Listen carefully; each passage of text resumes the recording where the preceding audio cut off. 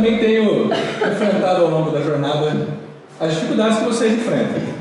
As dificuldades que o pastor Nerdi e a Deise também enfrentaram na criação dos seus filhos, na manutenção da aliança conjugal, do relacionamento. Eu sei que talvez isso não aconteça aqui, mas acontece em outras igrejas, né, de casais terem problemas, de brigarem, de ser uma convivência difícil. Talvez aqui não aconteça, mas vocês podem levar esse conselho para os amigos de vocês. Eu também estou nessa jornada. E eu acho que dá para a gente corrigir algumas coisas e deixar Deus fazer o resto. Essa é a minha comunidade, a comunidade Aliança do Lagoa Santa. Nós temos um grupo ali de mais ou menos umas 150 pessoas que se reúnem domingo após domingo. É a comunidade que eu plantei 6 anos atrás junto com um colega. E eu acho que nós estamos na mesma pegada. Bem, primeira coisa, o nosso grande desafio, eu acho que é, primeiramente, contra a cultura que a gente está inserido. Eu não sei se vocês percebem, mas o tempo todo a gente é bombardeado e é colocado dentro de nós, através de filme, através de músicas, através de livros, uma maneira de pensar, uma cultura, que alguns vão dizer que, não, nosso inimigo não é a cultura, nosso inimigo é Lúcifer, é o diabo, é o Satanás, o capeta. Ok, concordo, mas ele é o técnico dessa cultura, que vai arquitetando uma cultura que aos poucos vai nos levando para viver longe do que Deus realmente espera que a gente viva. E o nosso erro, talvez, gente, seja subestimar essa cultura. É de achar que não, eu estou na igreja, não, eu sou cristão, não, eu sei, eu não preciso me preocupar com isso. O nosso erro é subestimar e achar que a gente consegue viver numa cidade como Campinas, um grande centro urbano, no Ocidente, numa região capitalista, onde o dinheiro, onde o consumo, onde o negócio do prazer é prioridade para todo mundo, e achar que a gente consegue viver imune a isso. Achar que a gente não é consumista, que a gente não é individualista, que a gente não procura só o nosso prazer. Então é muito importante a gente perceber que o nosso grande inimigo é a cultura, é a mentalidade que é colocada dentro de nós. E hoje, conversando sobre formação de filhos, eu garanto que até você que não tem filhos vai conseguir tirar alguma coisa de bom para você, tá bom? Se a palestra não for nada de bom, pelo menos aproveitar uma música boa, comer um lanchinho e conversar ali, mas eu acho que vai aproveitar para quem não tem filho também. Então, para você ficar atento a isso, deixa eu mostrar para vocês um pouco dessa reportagem que a revista Época fez alguns anos atrás, com esse título Filhos e Felicidade. E o subtítulo era: as crianças deveriam tornar a vida dos pais ou dos casais mais felizes. Por que nem sempre é assim? E aí, quando você começa a ler a reportagem, você dá de cara com isso aqui, ó. A paternidade deveria ser o momento mais feliz da vida de casais, de acordo com tudo que a gente aprende. Na verdade, nem sempre é assim. Ou melhor, não é nada disso. Para boa parte dos pais, e sobretudo das mães, filhos pequenos são sinônimo de cansaço e estresse, isolamento social, e não tenhamos medo das palavras, um certo grau de infelicidade.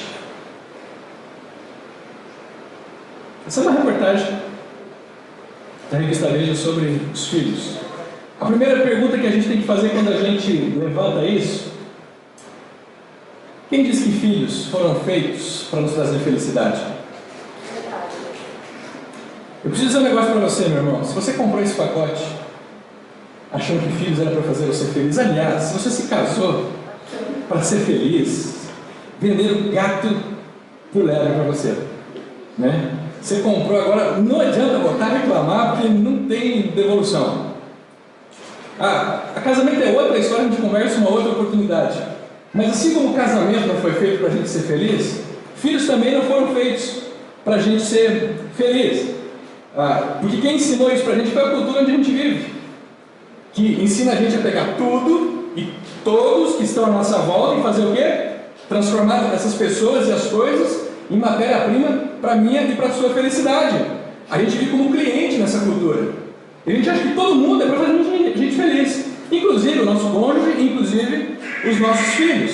E uma cultura altamente consumista, sabe qual que é o problema? É que a gente trabalha nessa dinâmica de fornecedor e cliente.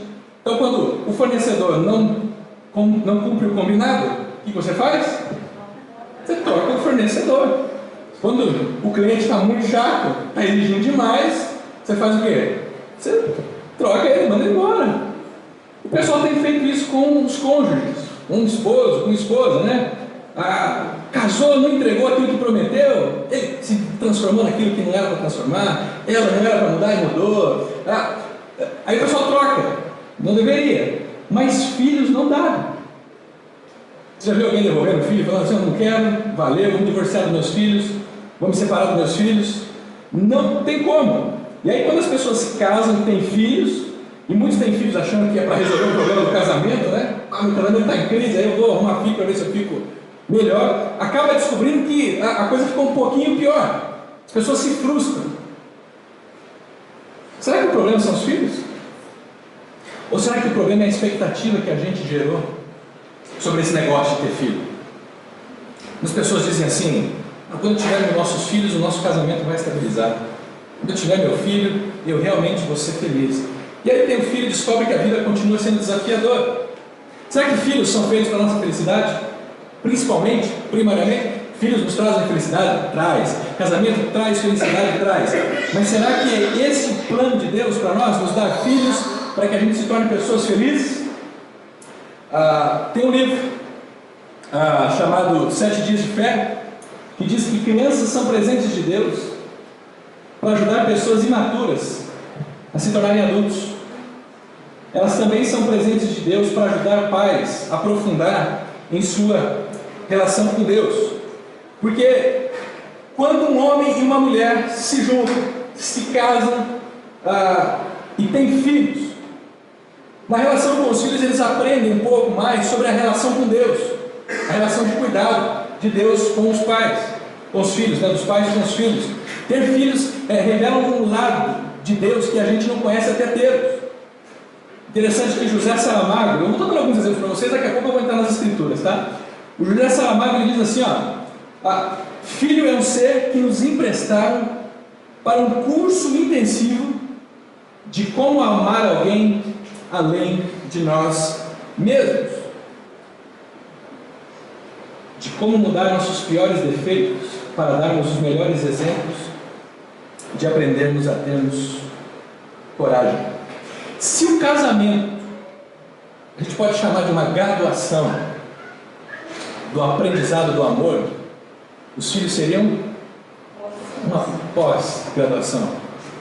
Se quando você casa, você já é esticado, você já é posto assim que nem massa, né, de um pau de macarrão que vai para lá, vai esticando, passa por cima. Se no casamento você é desafiado a crescer, a amadurecer, quando os filhos vêm, não tem jeito, aí que você realmente acaba indo para a panela, não tem como. Agora, filhos são uma maneira que Deus achou para ensinar eu e você a amadurecer. Se filhos não trazem felicidade, eles trazem maturidade para as nossas vidas. E sabe, quando a gente amadurece, a gente se torna pessoas felizes. Porque pessoas felizes em quaisquer circunstâncias são pessoas maduras. O problema é que a gente vive numa geração que está tentando ser feliz sem amadurecer, sem ganhar experiência, sem aprender a perseverar. Agora, homens e mulheres não podem se esquecer de uma coisa, que é muito, muito importante. A nossa relação de aliança, de compromisso, ela não foi estabelecida pelos nossos filhos primeiramente. A nossa relação de compromisso ela é estabelecida com os nossos cônjuges. E esse tema, quando eu tratei na minha comunidade, eu tratei de uma perspectiva que o nosso desafio era que as pessoas aprendessem a pôr em ordem o amor dentro delas. Ou seja, a gente ama muitas coisas e a gente ama na ordem errada. Então a gente ama mais carreira do que família, a gente ama mais dinheiro do que os filhos, a gente ama mais os filhos do que o cônjuge. E quando a gente faz isso, a gente inverte as prioridades, a gente começa a sofrer. Eu não posso me esquecer na relação com os meus filhos, primeiro, que a relação de compromisso, aquela relação de comprometimento, não é com os meus filhos primariamente. Biblicamente, essa relação é com o meu cônjuge. Eu tenho uma relação de compromisso com a Esther, e não com a Bia e com o Daniel. Esse é o primeiro passo na relação com os seus filhos, para você aprender a criar, para você aprender a cuidar. É você não se esquecer quem vem primeiro, dentro do plano sábio de Deus. Eu e a Esther, a gente cuida do Daniel e da Beatriz. Mas sabe o que vai ficar no final das nossas vidas? Relação minha com a Esther. Porque os meus filhos vão crescer e vão, rapaz, fora de casa.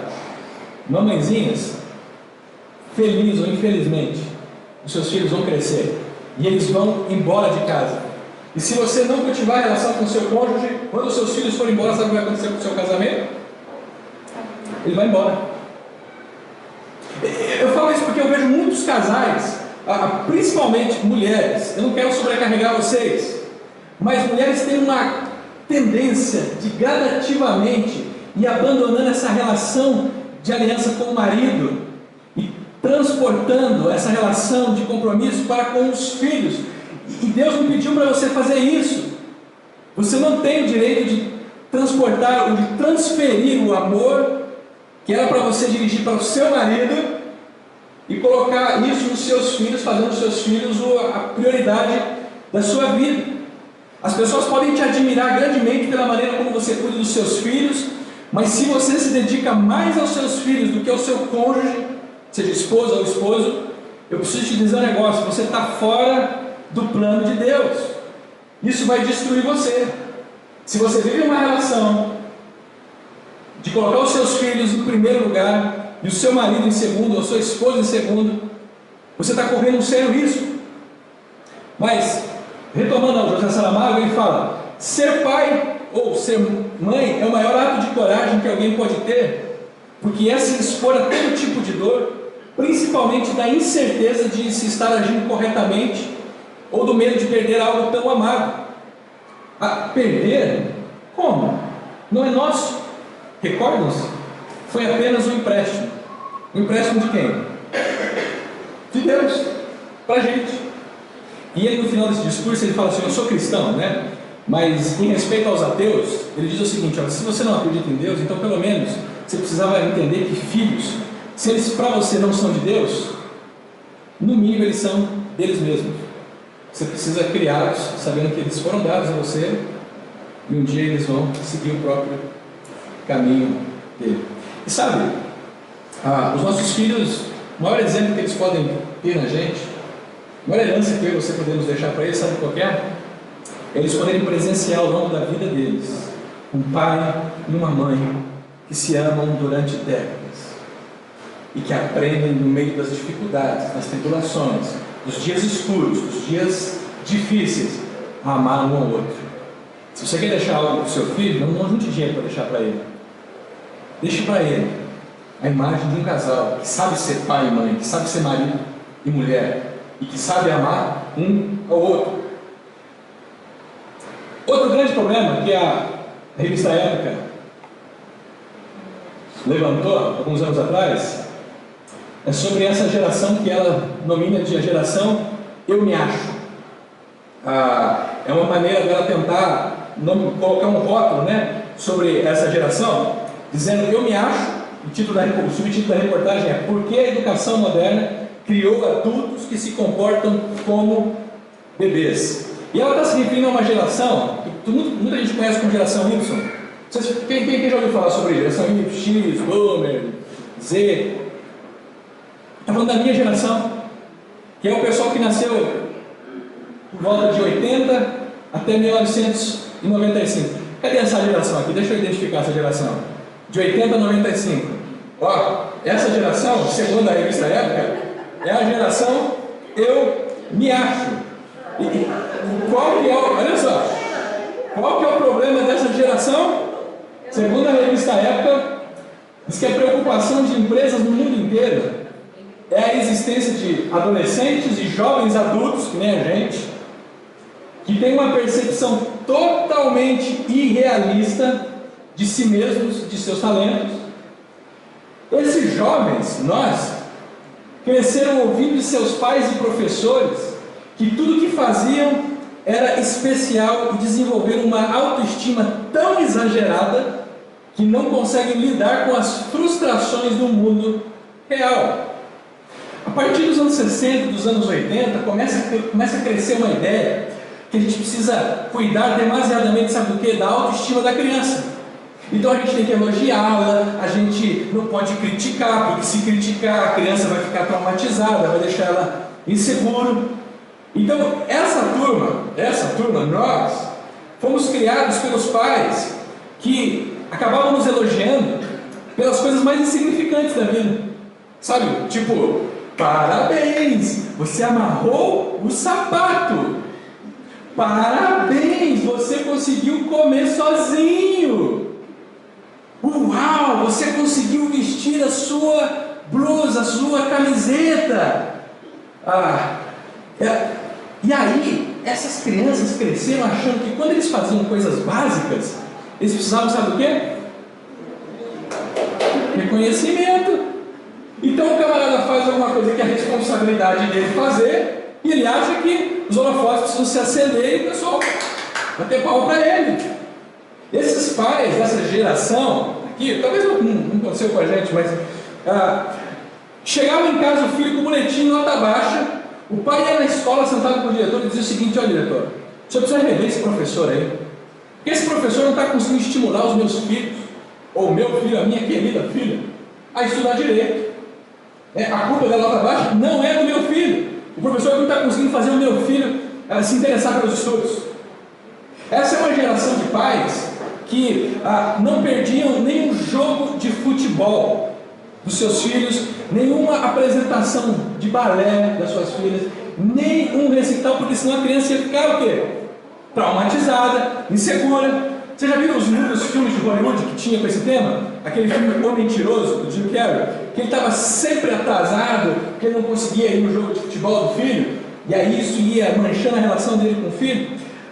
O problema é que quando o time perdia, o pai, em vez de falar para o filho: pô, cara, você precisa jogar melhor, você precisa treinar, o pai falava assim: não, filho, o problema não é seu, o problema foi esse técnico que não soube montar o time. Quando a filha errava lá no recital, de violino ou de piano, e chegava decepcionada com o pai falava assim: não, querido, o problema não é, a culpa não foi sua que não estudou, que não se dedicou. Não, querida, é essa professora que não sabia a hora certa de colocar você ali para fazer, a culpa é dela. E aí você tem uma geração de crianças que, quando eles crescem, o mercado de trabalho, por exemplo, não aguenta eles, porque é uma geração que, quando eles cumprem a responsabilidade deles, eles querem promoção. O cara chegou no trabalho, ele fez a responsabilidade dele e já quer que o chefe promova ele supervisor. E a gente está dando risada porque é assim mesmo, né? A gente se acha. A gente acha que quando a gente faz uma coisinha desse tamanho, a gente já quer ser colocado no pedestal. Essa é uma geração que não sabe, por exemplo, lidar com as críticas. Sabe por quê? Nunca recebeu. É uma geração que foi poupada de críticos. E aí, quando o chefe chama esse camarada no trabalho dele, fala assim: meu querido, deixa eu falar um negócio para você. Você está equivocado nessa área, nessa outra área, você precisa crescer nisso, você precisa fazer melhor isso, aquilo. E do outro, então, aí ele sai da sala e vai conversar com um amigo dele, ele fala assim: esse cara está com inveja de mim. Ele está com medo de eu tomar o lugar dele. Porque o meu potencial é fantástico. Eles se acham. E aí o grande problema vem quando essa geração, a nossa geração aí, se torna, sabe o quê? Pais. Como é que uma geração não sabe lidar com críticas, que acha que qualquer coisinha é digno de promoção, que tem uma visão distorcida dos seus dons e potencialidades, o que essa geração vai tornar os seus filhos? A reportagem continua assim, essa geração tem uma visão distorcida de suas qualidades, com dificuldades para lidar com críticas e aprender com seus erros. Muitos jovens narcisistas que se amam demais não conseguem se acertar em nenhuma carreira. Ou vão parar na terapia, esses jovens acham que podem muito, e quando chegam à vida adulta descobrem que simplesmente não dão conta da própria vida. Descobrem que não dá conta de se sustentar, descobrem que não consegue sustentar um casamento. O cara casa achando que ele que ele é o cara, né? E aí quando ele começa a vivenciar a realidade do casamento, ele começa a descobrir que não dá. Ele começa a descobrir que ele tem que gerenciar o dinheiro. Ele começa a descobrir que ele tem que começar a gerenciar o que tem na geladeira e o que não tem. E ele começa a ver que as brigas em casa são quase que sempre. Ele descobre que ele não dá conta da própria vida. A moça sai de casa e ela descobre que a pia da mãe dela era diferente da pia que ela tem na casa dela. Porque na casa da mãe dela, a pia dava 20 minutos, estava tudo limpinho. Não tinha mais prato, não tinha mais nada, não tinha copos, não tinha nada. Mas a pia dela tem uma semana, que não lava nada sozinha. A pia dela tem uma semana que ela vai colocando o copo lá, já no armário já acabou os copos, os pratos, e a pia está só enchendo, criando bicho, e aquele negócio ficando complicado. Ela descobre que o guarda-roupa da casa da mãe dela não veio junto, é diferente, está com defeito, porque na casa da mãe dela, a roupa não acabava. Ela ia usando roupa, ia pondo roupa, aí quando ela chegava no outro dia, ela abriu o guarda-roupa assim, ó, o guarda-roupa estava cheio de roupa. Mas agora ela casou, ela descobriu que o guarda-roupa dela, ela tira as roupas e as roupas não voltam para dentro do guarda-roupa. Não acontece isso? O homem é a mesma coisa. O homem começa a fazer as contas no final do mês e fala, a mulher chega e fala, filho, e aí amor, quanto tempo sobrou, quanto dia sobrou para as férias? E ela vai fala assim, não sobrou. E aí ele fica, como é que meu pai conseguia fazer isso? Meu pai ganhava 10 vezes menos do que eu, cuidava de 4, 5 filhos, eu tenho um filho só, ganho 10 vezes mais do que meu pai e não consegue sobrar dinheiro para as férias. Você percebe, essa geração ela entra numa relação de aliança e aí começa a descobrir que o negócio é mais embaixo. Esses dois livros que saíram, A Geração Eu e Epidemia Narcisista, eles vão sugerir para a gente que hoje nós vivemos com os nossos filhos o desafio de criar filhos dentro de uma geração narcisista, ou seja, há uma epidemia de narcisismo. Narcisista é aquela pessoa que ama demais a si mesmo, é aquele que olha no espelho e fala eu te amo, ou eu me amo. É aquele que canta aquela música da década de 80, que era o Silvinho Blau Blau que cantava.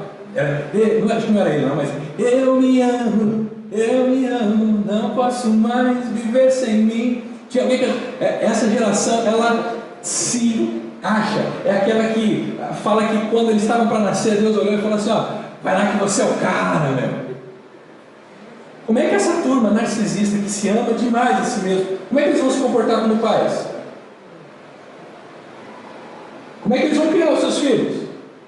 Como é que essa turma da geração Y aqui, que se acha, como é que essa geração vai poder ensinar os seus filhos a serem críticos com relação à cultura com que eles vivem? Porque essa turma de hoje, essa molecada de hoje de 15 anos, 10 anos, eles acham que o mundo sempre foi assim. Eles acham que o mundo se resume a celular, a Facebook, a WhatsApp, roupa de marca, pai sustentando eles. E como é que a gente vai ensinar eles a olhar e perceber que a cultura está deformando eles?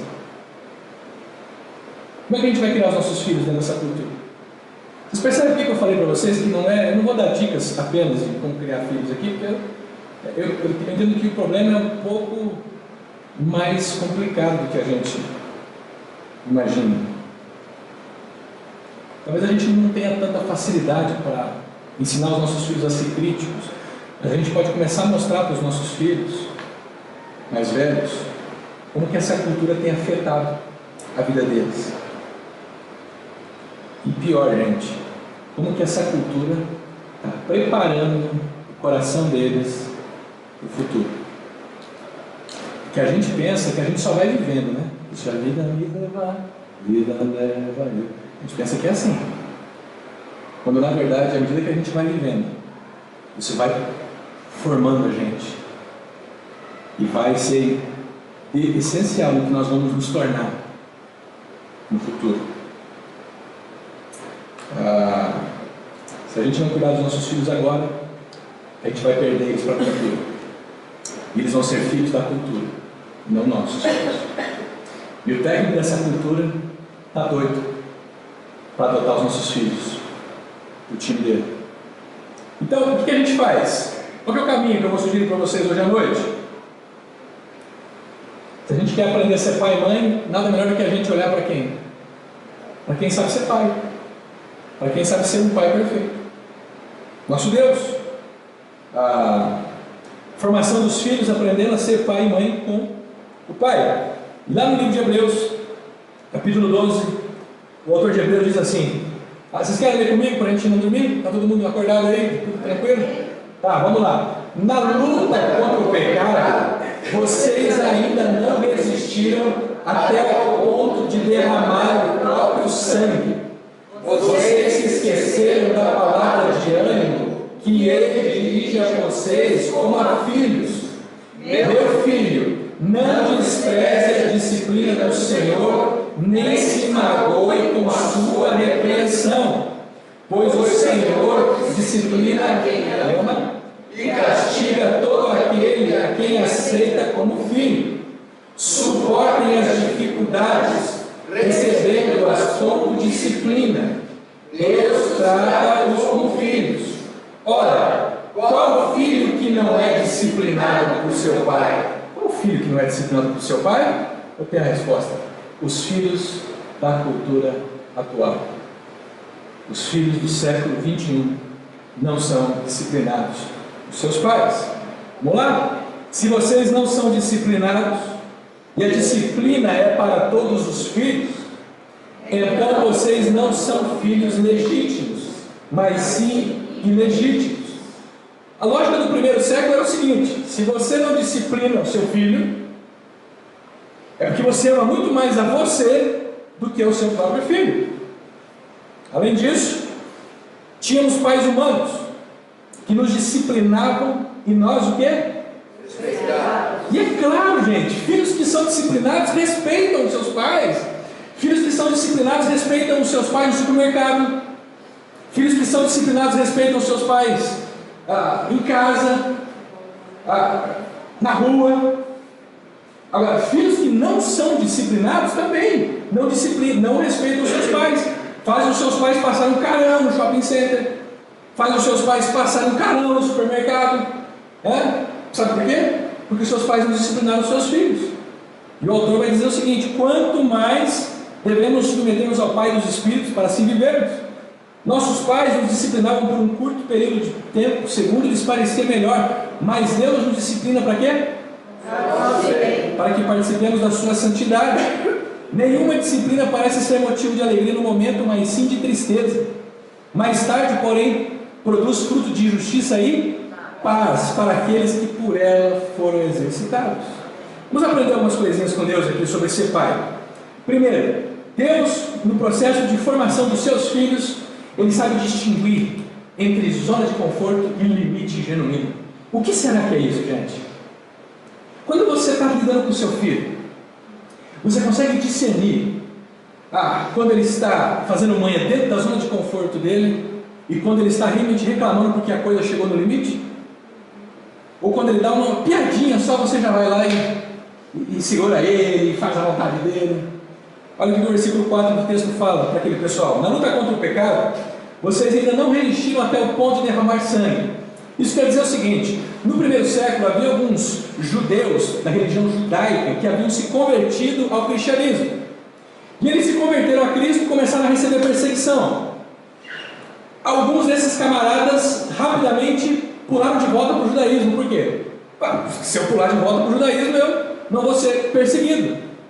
E o que o autor de Hebreus está dizendo é o seguinte: vocês pularam muito rápido, vocês não chegaram ao ponto ainda do limite de vocês, vocês não chegaram ao ponto ainda de derramar o próprio sangue, vocês nem começaram a sofrer ainda e vocês já estão abrindo o bico, sabe? O capítulo 12 de Hebreus, quando ele fala sobre perseverança, ele não fala sobre batalha necessariamente, mas ele fala sobre a maratona, sobre você persistir durante uma maratona, inclusive quando os limites começam a aparecer. O que é um limite numa maratona? Vocês percebem que eu não sou maratonista, né?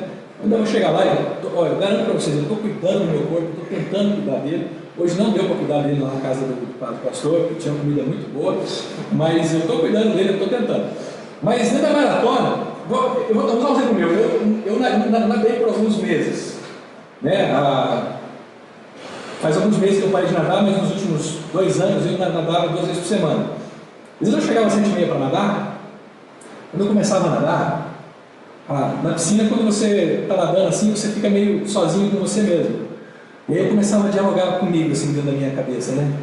Vamos parar com isso aí, vamos pra cama, né? São 7h30 da manhã, você está aqui nadando. E eu mesmo tentando sabotar esse processo de cuidar de mim, de cuidar do meu corpo. Só que o lance é que aquilo não era o meu limite. De vez em quando eu estava nadando, aí eu senti uma dor na minha hérnia disso que eu tenho aqui. Aí eu tinha que parar. A pergunta que eu faço para vocês é o seguinte: qual que é o limite e qual que é a zona de conforto? A hernia de disco é limite ou é zona de conforto?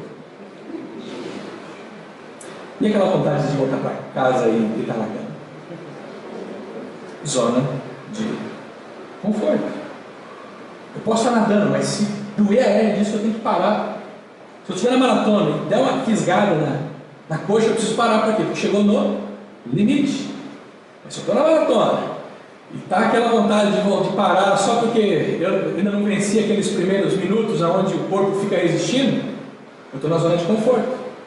O que isso tem a ver com criação de filho, gente? Deus trabalha conosco assim. Ele está sempre nos incentivando a sair da nossa zona de conforto, para a gente começar a superar os nossos limites.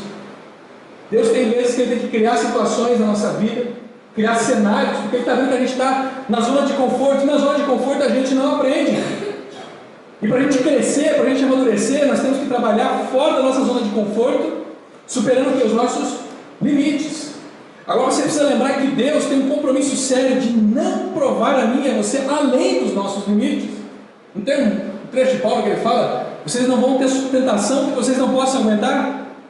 Deus, como Pai, não nos prova além dos nossos limites.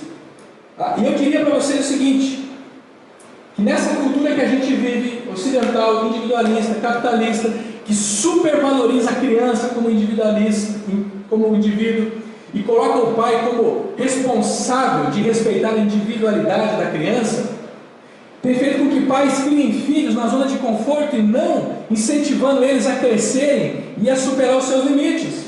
Sabe lá em Efésios 5, quando Paulo fala assim, não irritem os seus filhos? Pais. Ele está dizendo o seguinte: pais, não exijam dos seus filhos mais do que eles podem. Não puxa eles para além da zona de limite deles. Mas está dizendo para a gente respeitar até onde a criança pode ir. No entanto, a geração mais recente, a nossa geração aí, a geração Y, tem uma tendência de criar filhos numa redoma, numa zona de conforto, não incentivando os nossos filhos a amadurecer. São filhos que chegam no final da tarde, você chega no quarto dele, tudo bagunçado, e aí você fala assim para ele: pô, fulano, você vai lá arrumar o seu quarto? Aí ele fala assim: não, pai, é o seguinte, eu saí às 7 da manhã hoje, fui para a escola, aí eu voltei da escola, e aí eu fui jogar um videogame com meu amigo, e depois a gente foi jogar um futebol, e aí eu dei um rolezinho no shopping. Pai, eu estou cansado, pai. Isso é zona de conforto? Ou isso é limite, gente? Só que daí a mãe cutuca o pai e fala assim: ô querido, ele está cansado, deixa que eu vou lá e arrumo para ele. Aqueles que lidam, não sei se vocês lidam com esse pessoal no mercado de trabalho, percebem como que essa geração gosta de ficar na zona de conforto. Quando você demanda dessa turma algo que vai gerar esforço neles, eles confundem limites com zona de conforto.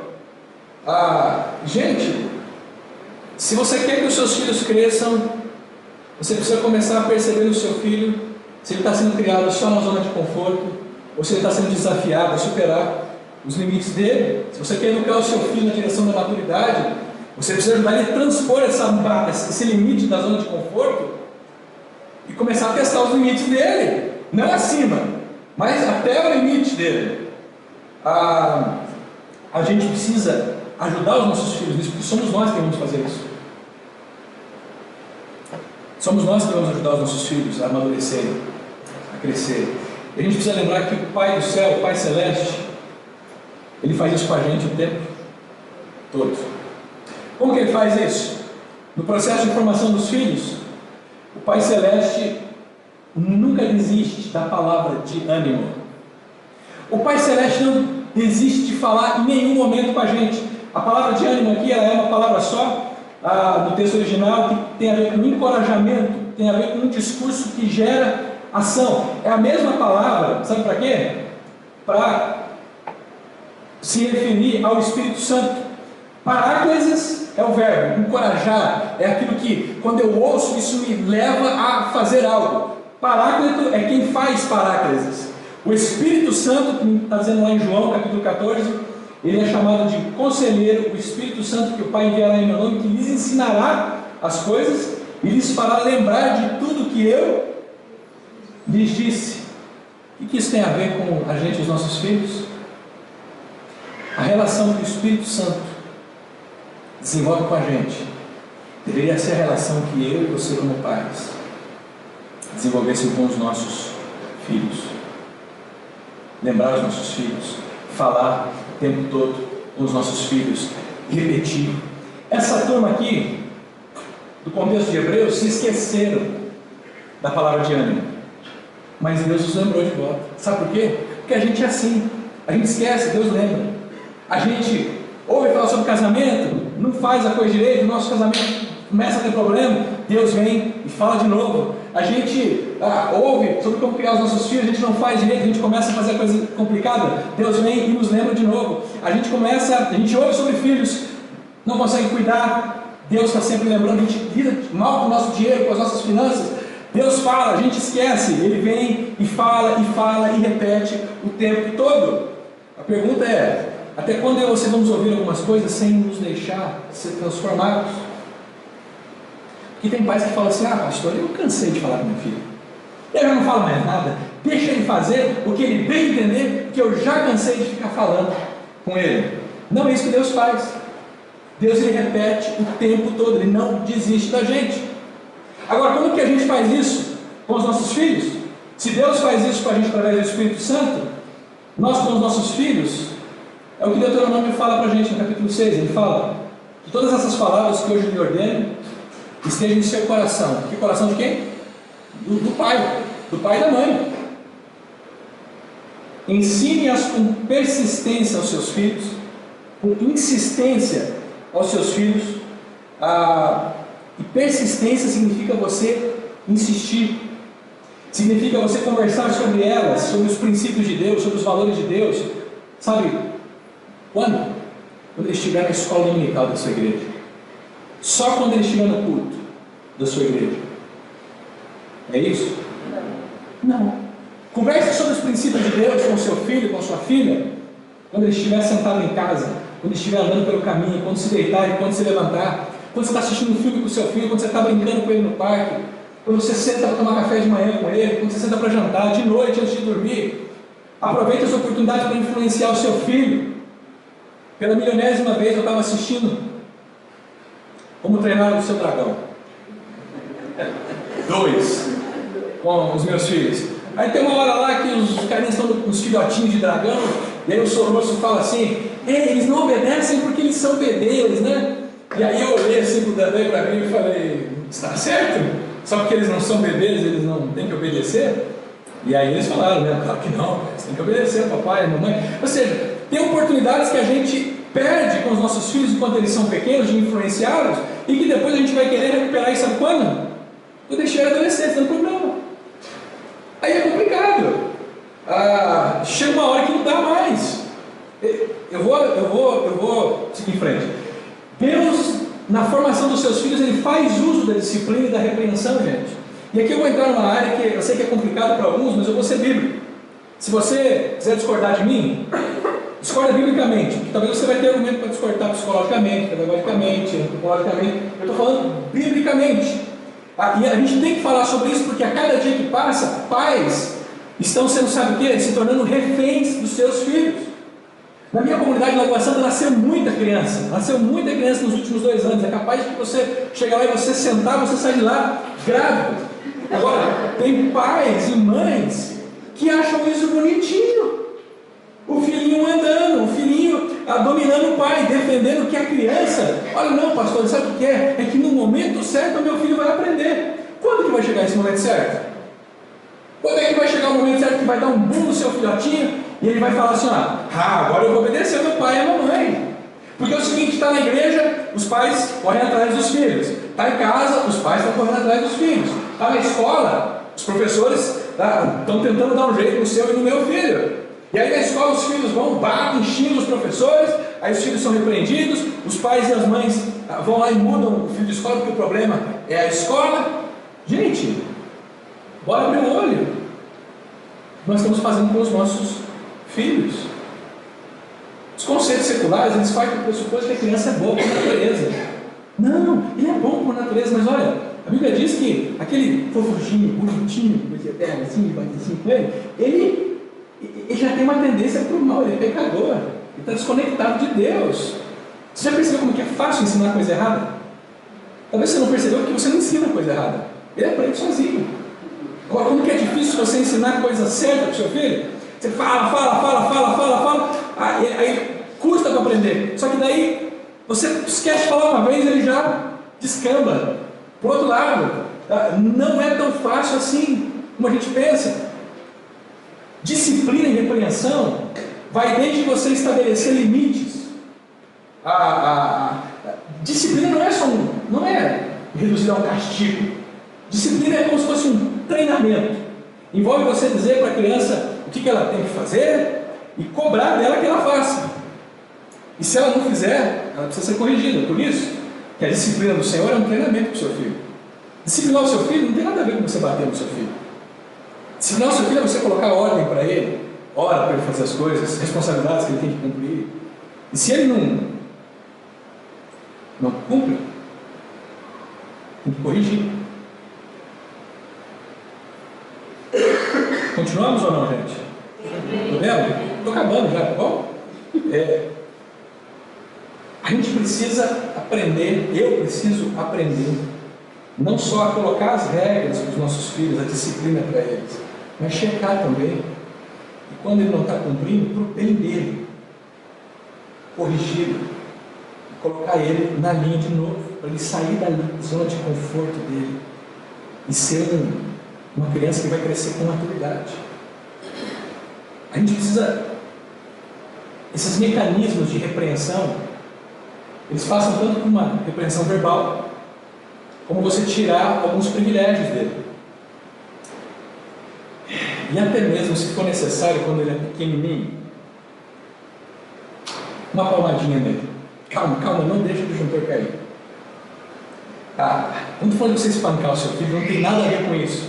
Eu estou falando de você criar uma forma dele sentir uma dorzinha assim, contida, pequenininha, bem menor do que o cacetete da polícia.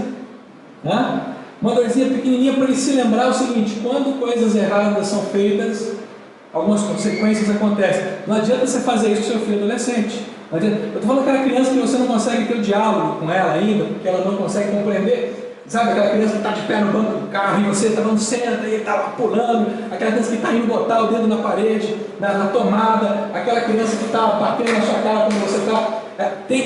Tem várias coisas, desde você verbalmente falar, tira privilégios, mas talvez em alguns casos uma dorzinha contida, limitada, que não vai deixar ela traumatizada. Porque se você olhar para a nossa sociedade hoje, nós estamos colhendo adolescentes que não têm noção de que quando eles fazem coisas erradas, consequências atingem eles. Você já percebeu? E sabe por que eles não têm noção? Que os pais não ensinaram. Sabe o que Deus faz com a gente? Deus nos ensina através do seu Espírito Santo. Não desiste da gente. Fala constantemente. E às vezes Deus tem que dar umas palmadinhas na gente para tirar a gente da zona de conforto e nos encorajar nos nossos limites. Nem tudo que a gente passa de ruim é fruto da ação corretiva de Deus, mas muito do que a gente passa de difícil nas nossas vidas, talvez seja Deus pegando eu e você e falando assim: meu filho, eu estou te ensinando, você não está obedecendo, eu estou te corrigindo, você não está respondendo, eu preciso disciplinar você. Sabe por quê?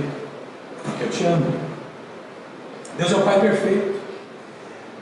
E às vezes essa correção de Deus implica em dor. E que eu e você ficamos protegendo os nossos filhos. Ele é tão pequenininho, tão bonitinho, não posso deixar que ele faça dor, que ele tenha dor. Ai, eu trabalhei o dia todo, sabe? Aí eu quase não vejo meu filho. Aí quando eu chego em casa, eu deixo ele pintar e bordar. Porque, oxe, eu vou disciplinar meu filho, vai ficar com raiva de mim. Você tem que lembrar que a correção de Deus, ela é fruto do amor, gente. O problema é que muitos pais disciplinam seus filhos, sabe de que jeito? Com raiva. Quando chegar em casa, você vai ver, a gente vai conversar. Só que daí chega em casa, a raiva passou. E a pai fez. Precisava ser corrigido. Deu aquela ameaça, você me paga quando chegar em casa. Só que chegou em casa, porque a raiva passou, ele não disciplina. Você acha que está certo isso? Você acha que está certo a gente disciplinar os nossos filhos baseado na raiva? Deixa eu falar uma coisa para você, querido. Eu e você não temos o direito de disciplinar os nossos filhos com raiva. Tem que ficar muito claro para os nossos filhos, e para você e para mim, que a correção da vida deles é um ato de amor e não de raiva. E é interessante aqui porque muitos pais fazem exatamente isso, só corrigem os seus filhos quando perdem a cabeça, quando estão com raiva, quando estão querendo descontar nos seus filhos. Quando eles estão bem, quando eles estão calmos, eles veem as coisas acontecendo e eles não corrigem. Eles deixam a criança crescer deformada. Deus não nos corrige na base da raiva, senão a gente já estava enrolado. Quando você corrigir o seu filho, precisa ficar claro para ele e para você por que ele está sendo corrigido. Porque correção não é fruto de raiva. Não adianta na hora da explosão você passar a mão de chinelo na área e cai, que nem minha mãe fazia, de tacava assim, minha mãe era craque em tacar chinelo na gente. Isso não resolve. Outra coisa muito importante, a disciplina de Deus tem propósito do quê? Do nosso quê? Do nosso bem. E muitos pais disciplinam seus filhos por causa de vingança. Sabe o que é vingança? Você me fez passar aquele carão. Você vai ver. Olha, eu passei uma vergonha com você lá, por aquilo que você falou. Ó, tira em casa. Ninguém deveria corrigir o seu filho, a sua filha, porque sentiu que a sua imagem foi manchada. Ninguém deveria se vingar dos seus filhos. Pais que fazem assim são pais imaturos, que estão defendendo a si mesmos. Porque ele manchou a minha reputação, porque ele fez eu passar um carão, está vendo? Defendendo o meu lado, defendendo a minha imagem, quando a correção deveria ser por causa que eu amo meu filho, é para o bem dele. Uma criança deve ser corrigida porque você a ama, porque você não quer que ela mal, porque você não quer que ela se desvie do caminho. Ou quantos de nós estamos criando nossos filhos para eles se desviarem do caminho, para eles serem más pessoas? Claro que não. A gente quer ver os nossos filhos bem. Estou terminando. A Ana, quando eu falo assim, estou terminando, tem ainda alguns minutos. Não vou falar quantos. Mas esse aqui é um ponto importante, principalmente para pais. Deus não tem pressa em ser reconhecido e amado. Essa relação de pais disciplinando filho não é uma relação legal, gente. No momento, às vezes, não é agradável. Nem o filho fala assim: ai pai, obrigado porque você me disciplinou, estou tão feliz. Não existe isso. Essa relação ela é conturbada, ela traz tristeza, que nem o texto está dizendo. Nenhuma disciplina parece ser motivo de alegria no momento, mas sim de tristeza. Há pais que reclamam que os seus filhos não trazem felicidade. E a pergunta que eu faço é o seguinte: quem foi que disse? Deus nunca disse isso. Deus te deu filhos para você aprender o quê? Amar e a ser uma pessoa madura. O seu filho só vai reconhecer e amar você profundamente quando mais tarde, daqui a algumas décadas, você os vê crescendo, tendo seus próprios filhos, voltando para casa e te agradecendo pelo que você fez, pelo que você fez na vida deles.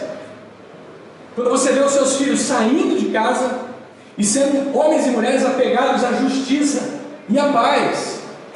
A paz. Se os seus filhos crescem e eles não saem de casa, tem alguma coisa errada nesse processo.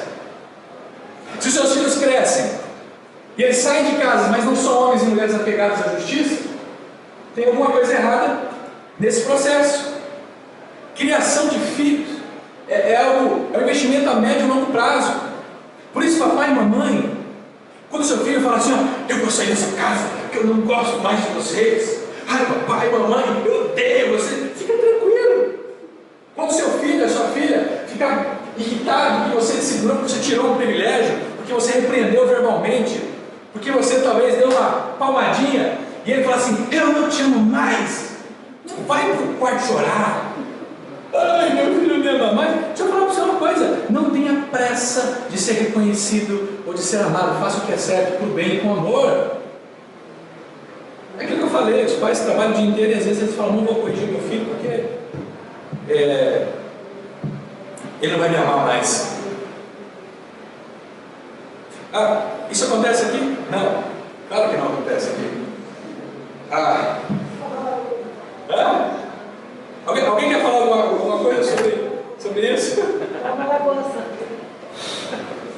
Gente, a revista ela deu algumas dicas pra gente.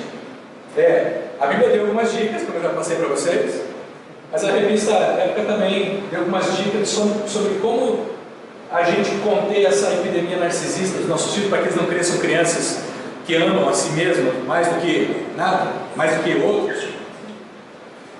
Algumas dicas, por exemplo, ele fala assim, impõe limites.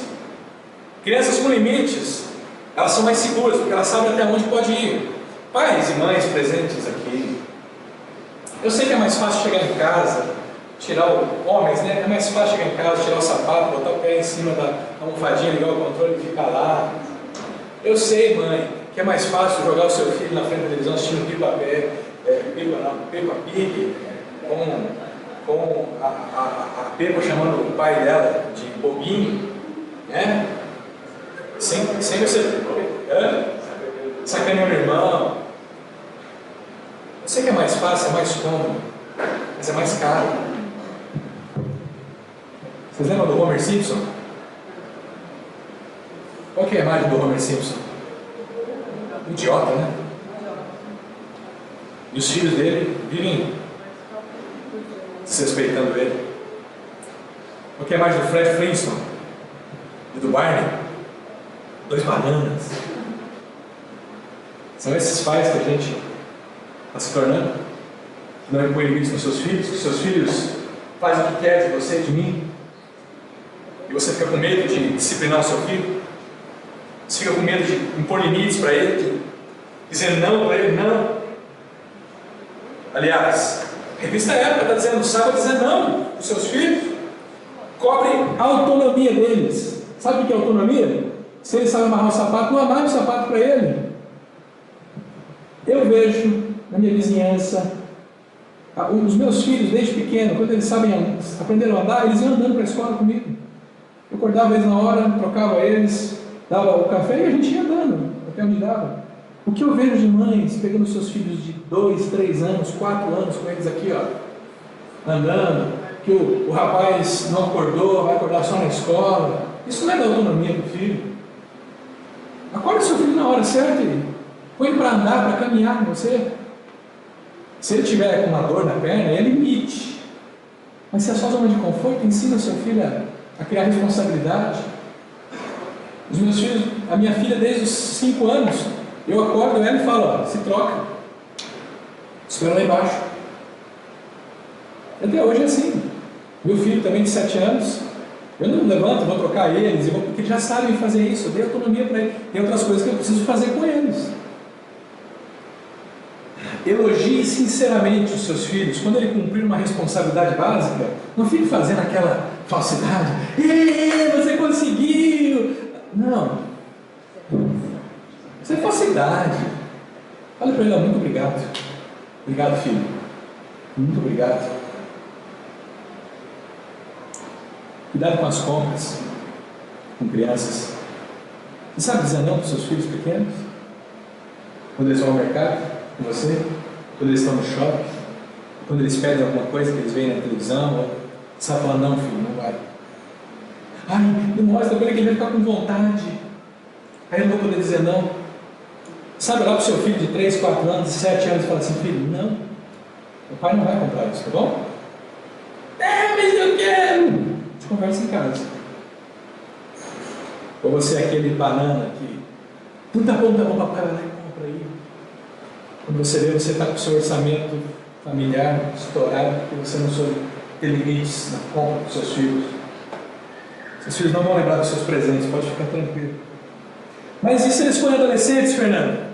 Bem, se eles forem adolescentes, a revista Época trouxe também algumas dicas para conter epidemia narcisista entre os adolescentes. Se eles forem adolescentes, frustra o camarada. É preciso frustrar. Adolescente precisa aprender a lidar com frustração. E eu acho que a grande dificuldade que a gente tem de frustrar os nossos filhos é porque a gente é mais disciplinado que os nossos filhos. E quando eu coloco um limite para o meu filho, eu também tenho que entrar nesse limite. E às vezes eu não digo não para ele porque eu não quero dizer não. Quando eu falo aqui em casa, a gente não vai assistir, você não vai assistir televisão depois das 8 da noite. Você também não vai poder assistir televisão depois das 8 da noite. Quando você fala para o seu filho adolescente, olha, quando for 11 horas, eu quero você em casa. Isso significa o quê? Que 10h30 você vai ter que pegar, botar o seu casaquinho, os pantufinhos, entrar no seu carro e buscar o seu filho. É limite para ele, mas é limite para você também. Só que às vezes a gente não quer entrar nesse limite, nessa disciplina. E a gente fica na zona de conforto e consequentemente a gente coloca os nossos filhos na zona de conforto. E aí os nossos filhos não sabem lidar com a frustração. Olha só, a mesada tem limites. A mesada tem que ser desse tamanho aqui, ó, no máximo, né? Não pode ser uma mesa, não, brincadeira, não é a mesada assim. A mesada, o dinheiro que você dá para o seu filho, tem que ser um dinheiro que ele não consiga fazer tudo o que ele quer fazer, para ele poder aprender a fazer escolhas. Se você der uma mesada para ele onde ele vai fazer tudo o que ele pode, ele vai aprender, ele não vai fazer opções, isso vai deixar ele uma pessoa imatura. Seja duro com ele. Para com esse negócio de o pai vai lá e fala duro com o filho, aí daqui a pouco o filho vai para o quarto chorando, aí o papai entra, a mamãe entra lá assim, ó, ai filhinho, não esquenta com o seu pai não, eu estou com ele há tantos anos, eu sei, é difícil.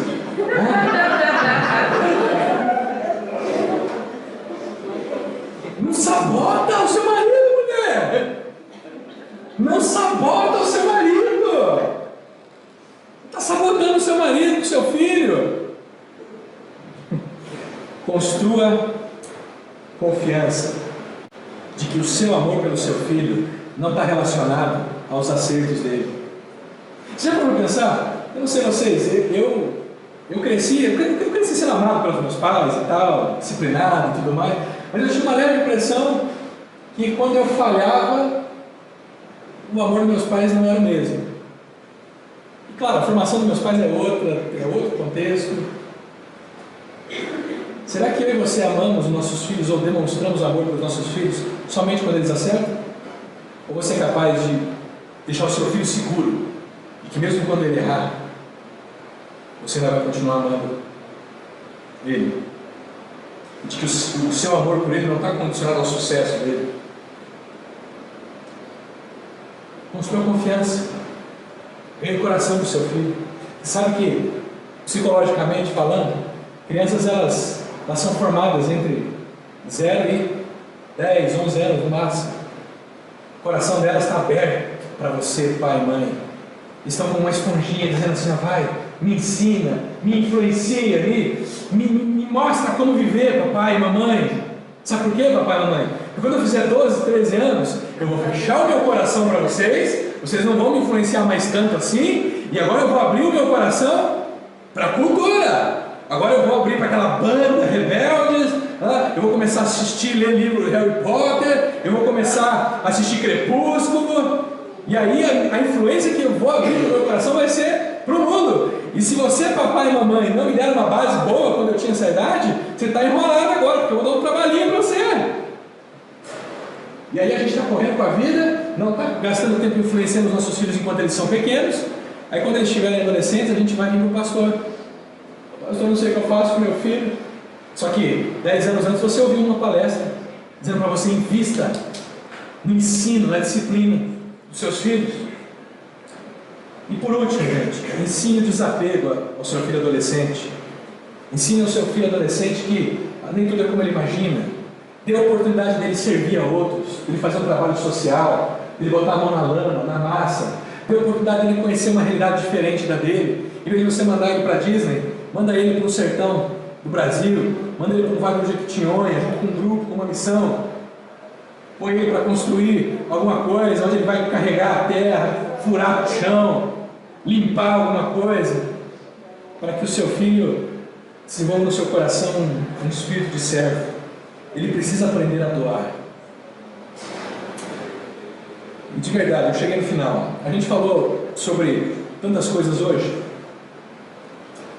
O interessante é que tudo isso já estava lá no livro de Provérbios, 3.000 anos antes, gente. Talvez o que falta para a gente é perceber o que realmente tem norteado a minha vida, os princípios de Deus, da sua palavra, ou a cultura. Eu tenho 2 vídeos aqui para passar para vocês e a gente vai encerrar.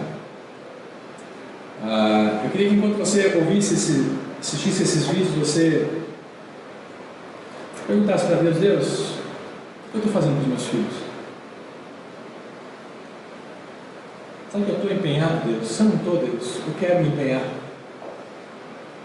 em disciplinar meus filhos, em corrigir os meus filhos, para que eles se tornem pessoas do bem. Será que a gente consegue apagar a luz?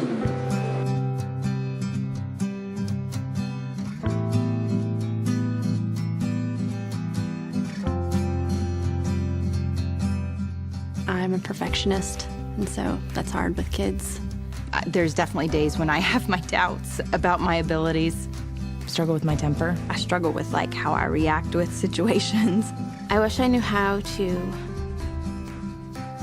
I guess, just calm myself before speaking to them. I wish I was better at taking time to sit down and just listen more to my child.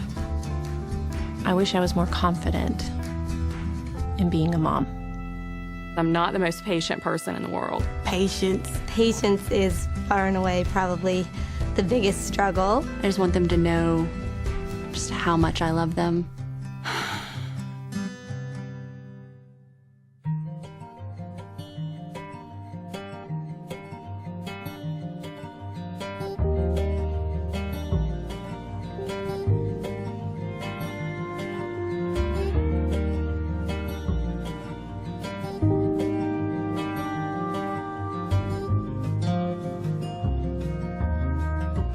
My mom is totally awesome. She's fun to snuggle with. Pretty, funny. She does cook a lot of food for me. She's just unique. That's why I love her so much. We go on dates together. Like, we go shopping. She loves me a lot. I have a lot of favorite things about my mom. We like to watch movies together and color and stuff. We go to church together, we volunteer together. She is like my heart, I guess you could say, because she's that close to me. My favorite thing is to jump on the trampoline with my mom. That's my most favorite thing, to go up high. We like get ice cream or something and like you go to the nail salon and have fun. My mommy's my hero. She's pretty and beautiful. She is my hero. She just will care about me and just always love me forever. She's the best. That's so awesome. I always seem to focus mostly on the negative, and I guess I can walk out here and say that I'm doing something great and that my child is viewing me in totally different lenses as I view myself. So that's inspiring. This is my calling. This is my job. This is what I love to do, and I will do it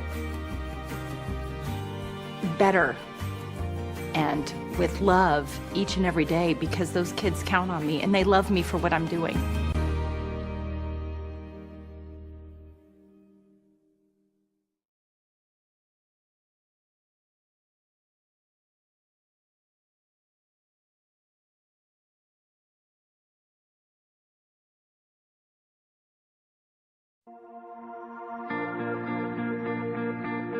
Pai,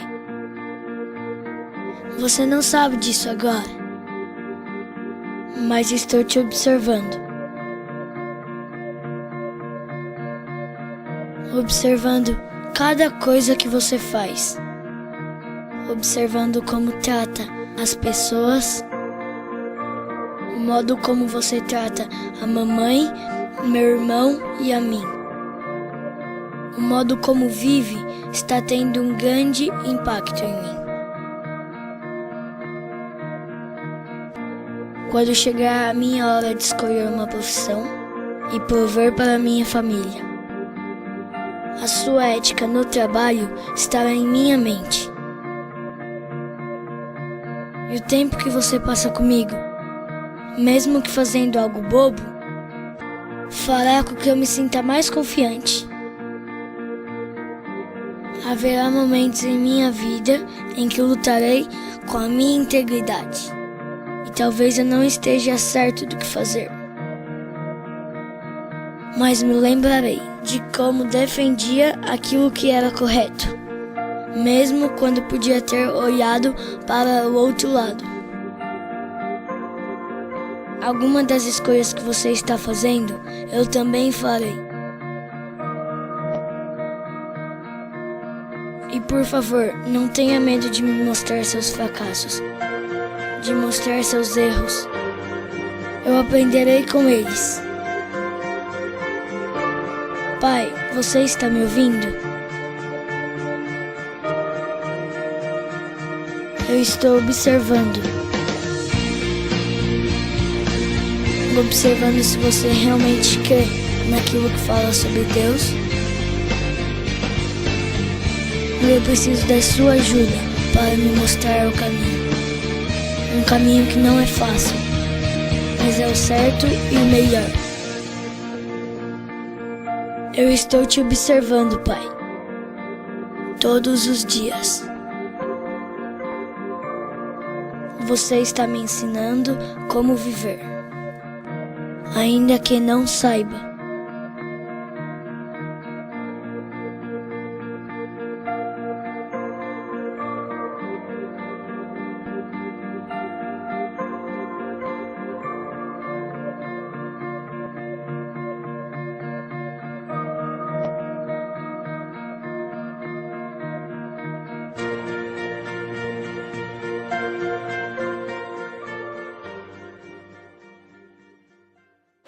Dia dos Pais, mas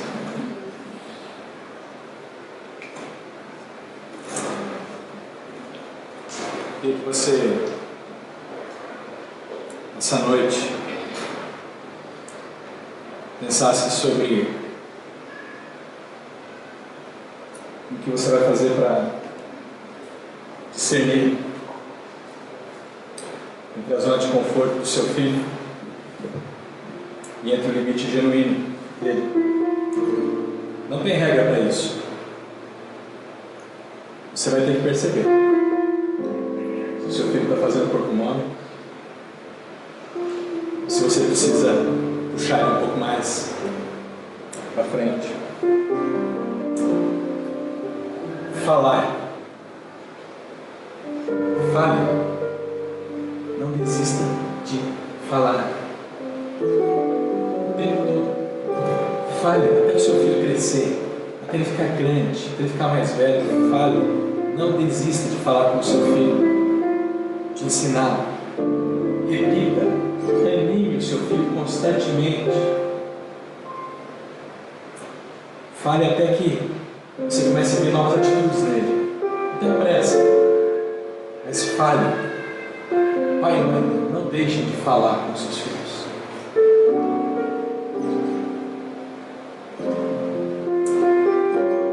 Não deixe de corrigir o seu filho a partir do amor que você tem por ele.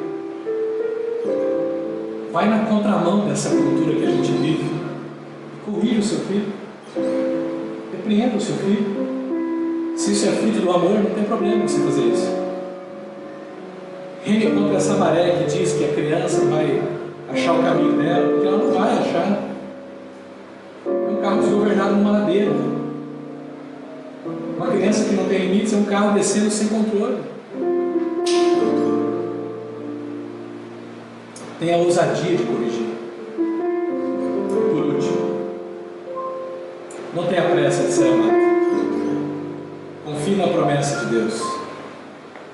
Se você ensinar o seu filho, repreender, discipliná-lo, ele vai dar frutos de justiça e de paz. E aí, quando você estiver um pouco mais velho, os seus filhos vão voltar para aquela macarronada de domingo na sua casa. Você vai ver os filhos deles. Aí você vai perceber, puxa, eu fiz um bom trabalho. O Salmo 128 fala que feliz é o homem que teme ao Senhor e anda dos seus caminhos. Sua mulher é como videira frutífera e seus filhos são como brotos de oliveira. Esse homem, ele se assenta à mesa e ele vê os seus filhos e os filhos dos seus filhos. Se você deseja isso, querido, comece agora a formar os seus filhos. Então você gastar um tempo orando sobre tudo que você ouviu hoje à noite. Tudo que você pegou a sua atenção. Diga a Deus, Deus, comece em mim uma transformação como pai, como mãe. Me ajuda. Vamos orar? Senhor, talvez alguns de nós aqui essa noite estão se lembrando dos erros e equívocos que cometeram ao longo da jornada com os filhos, Pai. Por isso eu quero te pedir nessa noite que, apesar das falhas que nós cometemos, o Senhor ainda nos ama. E o Senhor está pronto a nos perdoar. E quando o Senhor nos perdoa, o Senhor também tem poder de restaurar o nosso passado.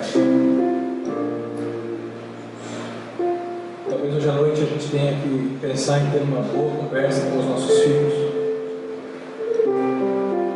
Aqueles que talvez tenham os filhos mais crescidos. Talvez alguns de nós vamos ter que botar claro para eles os nossos erros. Pedir perdão a eles. Mas quem sabe vai fazer dessa conversa um momento para a gente animá-los, para a gente continuar falando. Mas Pai, eu também te peço que o Senhor derrame sabedoria, Deus, sobre aqueles pais que estão aqui com seus filhos pequenos, sobre os seus cuidados ainda, crianças, adolescentes. Pai, ajuda esses pais a perceberem claramente a zona de conforto dos seus filhos e onde está a zona de limite deles. Pai, nos ajuda como gente que está criando outras pessoas. Ajuda a gente a incentivá-los a romper, Pai, com o conforto e crescerem na direção da maturidade. Renova em nós aqui, Pai, o falar. Que a gente não desista nunca de falar dos seus princípios, dos seus valores, dos teus ensinos, Senhor.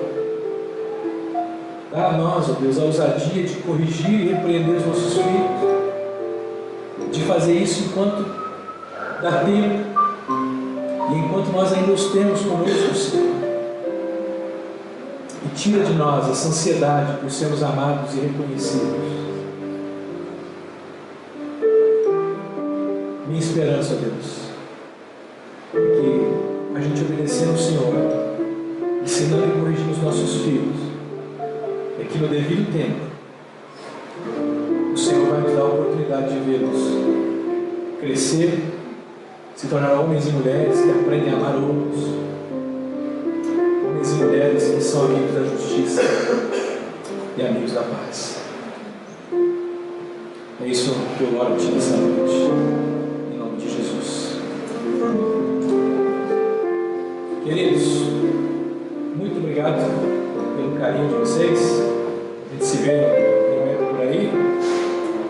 E eu estou junto com vocês nessa jornada também.